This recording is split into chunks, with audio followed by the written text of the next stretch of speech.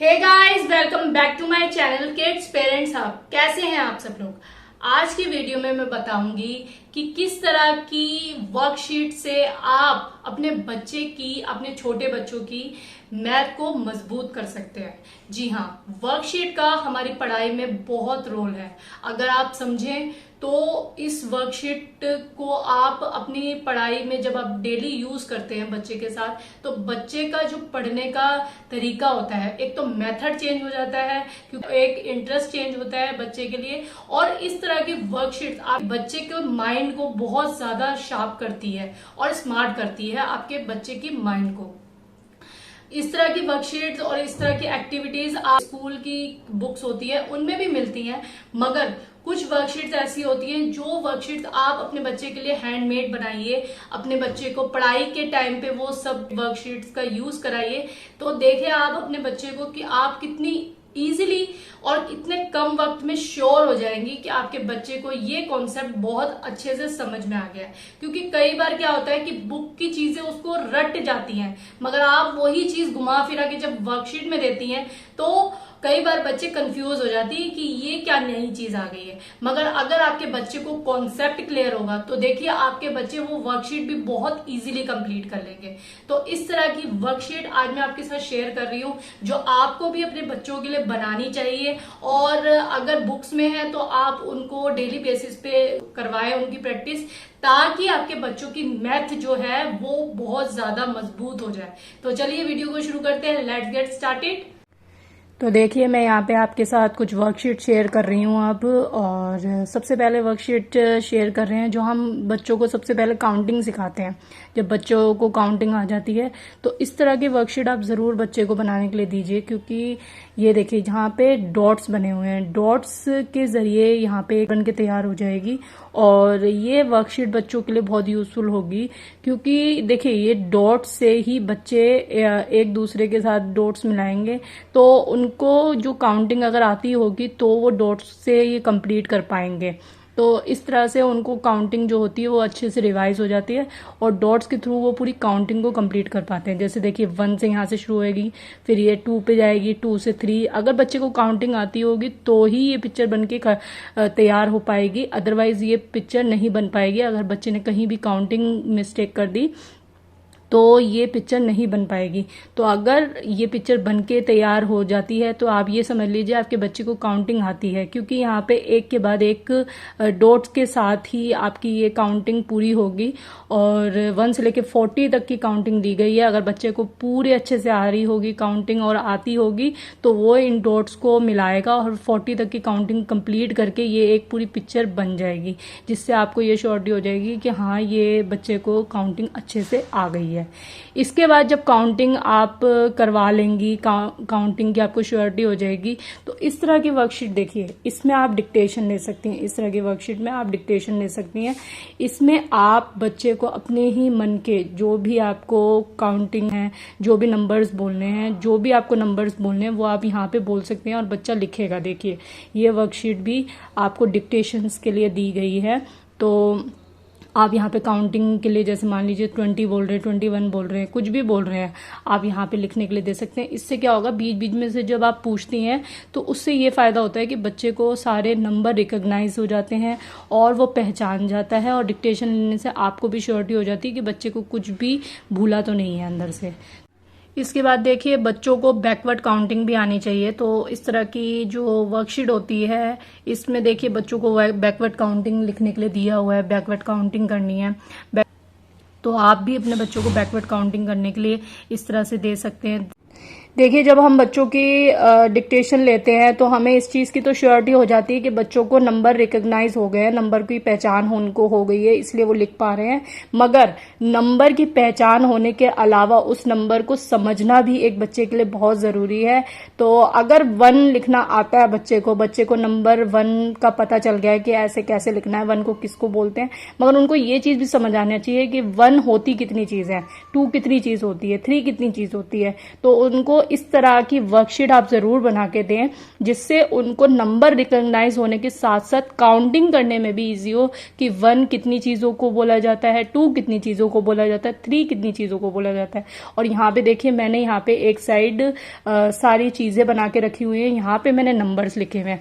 तो बच्चा जो है वो इनको आपस में मिलाएगा, जैसे 1 चीज के साथ 1 काउंट करेगा, वो इनमें से कहाँ पे एक ही चीज है तो यहाँ पे एक ही चीज है तो वो 1 से मिला देगा, ये चीज होगी। इसके अलावा अगर 5 उसको मिलाना है तो वो यहाँ पे काउंट करेगा 5 चीजें कहाँ पे है तो वो 5 से मिला देगा। इससे क्या हो रहा है कि बच्चे को नंबर रिकॉग्नाइज तो हो रहे हैं, साथ के साथ उसे ये भी समझ आ रहा है कि 1 कितनी चीज है, 2 कितनी चीजें होती है और 3 कितनी चीजें होती हैं। तो इस तरह से बच्चे को सम्स करने में बहुत ईजी हो जाता है। तो आपके बच्चे की मैथ मजबूत डे बाय डे हो जाएगी अगर आप इस तरह की वर्कशीट्स उसको डे बाय डे यूज कराते हैं, पढ़ाते हैं तो। इसके बाद होते हैं हमारे मिसिंग नंबर, जो आपके बच्चों को जरूर आने चाहिए, क्योंकि बच्चे कई बार काउंटिंग एक के बाद एक कंटिन्यूसली तो पढ़ लेते हैं, याद भी कर लेते हैं, मगर जब उनसे बीच बीच में पूछा जाता है तो कहीं ना कहीं गड़बड़ कर देते हैं। तो देखिए इस तरह की वर्कशीट आप बनाइए और आप के बच्चे इसमें फिलअप करेंगे। जैसे मान लीजिए मैंने यहाँ पे 11 दिया है, 11 के बाद क्या काउंटिंग आती है तो बच्चे इसको फिलअप करेंगे, और 20 के बाद क्या काउंटिंग है उसके बीच में ही आप फिलअप करेंगे। आप इसमें चाहे तो बीच में नंबर्स भी डाल सकते हैं, जिससे बच्चे को पहचानने में और इजी हो जाए। मैंने यहाँ पे कुछ भी नंबर नहीं डाले हैं क्योंकि मैं चाहती हूँ कि बच्चे एक बार पूरी इस ब्लॉक को कंप्लीट करें, तो मैंने इसमें बीच में नंबर नहीं डाले। आप बीच में नंबर जरूर डाल सकते हैं, आप बीच में नंबर जरूर कर सकते हैं, मगर मैंने इनमें से बीच में से ही काउंटिंग दी है। देखिए मैंने यहाँ पे 11 की दी है, यहाँ पे 20 की दी है, यहाँ मैंने 31 की दी है और यहाँ मैंने 45 की दी है। तो एक तरह से मिसिंग नंबर के अकॉर्डिंग ही है। तो आप इसमें बीच में नंबर डाल सकते हैं और बच्चे की ये देख सकते हैं कि बच्चे को मिसिंग नंबर आ रहे हैं कि नहीं आ रहे। आप इसी तरह के मिसिंग नंबर करवा सकते हैं बच्चे को, और मिसिंग नंबर जरूर कराएं बच्चे को, क्योंकि कई अब साथ ही साथ बच्चों को what comes after, between, before ये सब भी कराया जाता है। तो आप डायरेक्ट अगर नंबरों से सीधा करवा देंगे तो देखिए यहाँ पे बच्चे ने सॉल्व किया हुआ, बट मैं चाहूंगी कि आप नंबर से पहले ना सॉल्व कराएं, पहले उसे what comes after, between, before का कॉन्सेप्ट क्लियर कराइए। तो देखिए सबसे पहले आप नंबर पे ना जाके इस तरह की पिक्चर्स बनाइए और पिक्चर्स के बाद उनको ये चीज करने के लिए दीजिए। देखिए यहाँ पे सन बना है, उसके बाद एप्पल बना है, एप्पल के बाद आइसक्रीम बनी है, उसके बाद कुछ और बना है। तो आपको आफ्टर का मतलब बच्चे को पहले बता देना चाहिए कि किस चीज के बाद क्या चीज है। तो देखिए जैसे यहाँ पे आइसक्रीम बनी है, आइसक्रीम के बाद जो बना है वो यहाँ पे बना दिया गया है, और उसके बाद कार बनी है, कार के बाद अब आपके बच्चे को पता है कि हमें यहाँ पे क्या बनाना है तो वो यहाँ पे बना देगा। इससे क्या होता है कि बच्चों को कॉन्सेप्ट क्लियर हो जाता है। पहले अगर अच्छे से कॉन्सेप्ट क्लियर हो जाएगा तो फिर उनको यहाँ पे काउंटिंग करने में ज्यादा दिक्कत नहीं होगी, ठीक है। इसके बाद व्हाट कम्स बिफोर में भी आपको इसी तरह का वर्कशीट करने के लिए दी हुई है, जैसे कर पाता है। इसके बाद ये देखिए what comes between, what comes between में भी आप यही चीज दिखाएंगे बच्चे को कि जो इन दोनों के बीच में है। देखिए बटरफ्लाई और कप के बीच में क्या है, लीची। तो देखिए लीची आपको यहाँ पे बनानी है, ठीक है। तो उसी तरह बच्चे को ये चीज समझ में आ जाती है कि दोनों के बीच में क्या चीज होती है, उसको बिटवीन कहते हैं, ठीक है। तो बच्चे को कॉन्सेप्ट क्लियर हो जाता है। कॉन्सेप्ट क्लियर होने के बाद उनको ये वर्कशीट बहुत इजीली समझ आ जाती है कि 38। देखिए ये सब मैंने आपको बुक की वर्कशीट्स दिखाई हैं जो बच्चों की बुक में होती हैं। इसके अलावा मैंने कुछ हैंडमेड वर्कशीट भी बना रखी हैं जो बच्चों को डेली यूज में काम आ जाती हैं और करवानी चाहिए। तो देखिए यहाँ पे मैंने अपनी हैंडमेड वर्कशीट बना के रखी है। देखिए इसमें बच्चे को काउंटिंग लिखनी है और ये सब बच्चों को काउंटिंग करने के लिए है ये वाली वर्कशीट। इसके अलावा यहाँ मिसिंग नंबर की वर्कशीट है जिसमें बच्चे को 11 के बाद की काउंटिंग लिखनी है, 20 के बाद की काउंटिंग लिखनी है, 31 की काउंटिंग लिखनी है, 45 के बाद की काउंटिंग लिखनी है, जो कि मिसिंग नंबर भी है। तो इसमें बच्चे को हो जाता है। इसके अलावा रिकॉग्नाइज नंबर, आपके नंबर को रिकॉग्नाइज करना है, उसके साथ काउंटिंग करनी है और पहचानना है कि किस नंबर के साथ कौन सी काउंटिंग आएगी। तो ये भी वर्कशीट है। इसके अलावा जो बच्चों के लिए बहुत बच्चों का दिमाग तेज करने के लिए वर्कशीट होती है। देखिए प्लस के और माइनस के सम्स हम बच्चों को सॉल्व करवाते हैं। तो इस तरह की वर्कशीट भी आप जरूर दें बच्चों को गेम में खेलने के लिए, जिससे बच्चों का जो माइंड माइंड होता है ना वो बहुत ज़्यादा शार्प हो जाता है। तो देखिए यहाँ पे मैंने हार्ट के 7 नंबर दिए हैं, जबकि बॉल का 3 है और स्माइली का 5 पॉइंट है।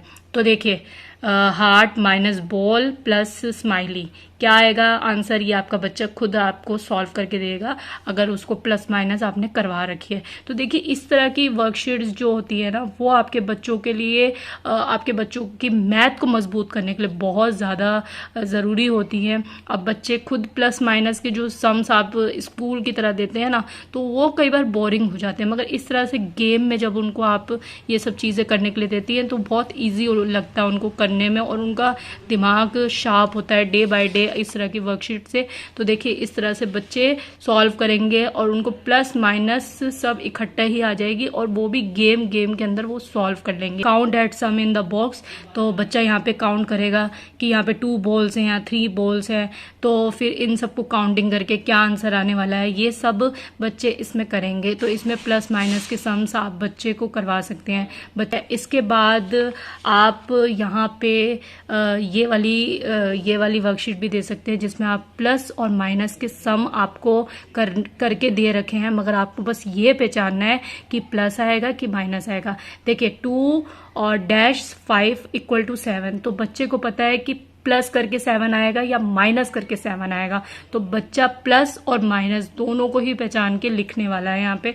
तो देखिए आप कि इस तरह की वर्कशीट आपके बच्चे को प्लस माइनस के सम्स भी करा रही हैं, साथ ही साथ उसके दिमाग को और ज़्यादा शार्प कर रही हैं और दिमाग बहुत अच्छे से उसका शार्प हो सकता है।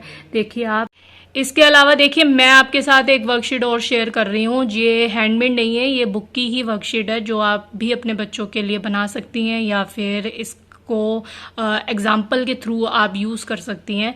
देखिए यहाँ पे एक पजल दी हुई है इस जो कि एक सॉल्व भी करके दिया हुआ है उन्होंने। 2, 5 और 3, 2 और 5 और 3 को अगर हम ऐड करते हैं तो हमारा 10 आता है। तो इसी तरह के हमें कुछ 3 नंबर ऐसे ढूंढने हैं, चाहे वो हॉरिजॉन्टल में हो, वर्टिकल में हो, डायगोनल में हो, जो हमारा 10 बना सके। तो देखिए और जो कि लिखा हुआ भी है make 10 and see the hand, तो आपको 10 बनाने वाले कोई 3 नंबर इस पजल में से ढूंढने हैं। तो देखिए अगर आपका बच्चा आप बच्चे को ये सॉल्व करने के लिए देते हैं तो देखिए कितना बच्चे के लिए कितना ज़्यादा ये पजल को सॉल्व करने में इंटरेस्ट आएगा और बच्चा बहुत इजीली इसको सॉल्व नहीं कर पाएगा, मगर उसके दिमाग पे जो भी प्रेशर आएगा वो बच्चे की मैथ को मजबूत करने के लिए बहुत ज़्यादा ज़रूरी है। देखिए अब बच्चा इसमें ढूंढेगा 3 नंबर ऐसे कौन से हैं जो 10 बना सकते हैं, तो देखिए वो हर एक नंबर को ट्राई करेगा कि बच्चे की जो मैथ है वो शार्प हो जाएगी। ठीक है, तो देखिए इसमें से वो 3 नंबर ऐसे ढूंढेगा, तो उसको 3 नंबर ऐसे ढूंढने पड़ेंगे और ढूंढ के वो ये समझ जाएगा कि हमें कौन से 3 नंबर हमारे 10 बनाते हैं। तो देखिए जैसे मान लीजिए उसको एक नंबर मिला 4, 1 और 5, ये 3 नंबर मिला के हमारा 10 बनता है। देखिए 4 और 1 5 होता है और 5 और 5 10 होता है, तो हमें ऐसे ही 3 नंबर चाहिए जो हमारा 10 बना सके। तो इस तरह की वर्कशीट आप भी बच्चे को करने के लिए दीजिए ताकि बच्चे की जो माइंड है वो शार्प हो सके, उसकी जो मैथ है वो मजबूत बन सके। और इस तरह की वर्कशीट आपके बच्चे के दिमाग को भी तेज करती है, उसका जो ब्रेन डेवलपमेंट है वो बहुत अच्छे से होता है। तो इस तरह की वर्कशीट आप भी यूज़ करें। आज जो मैंने आपके साथ वर्कशीट शेयर की हैं, आई होप आपको वो वर्कशीट अच्छी लगी हो, और अच्छी लगी हो आज की वीडियो तो लाइक कीजिए, मेरे चैनल को सब्सक्राइब कीजिए, और मैं इसी तरह की वीडियो के साथ आपको फिर से मिलती हूँ। तब तक के लिए बाय बाय।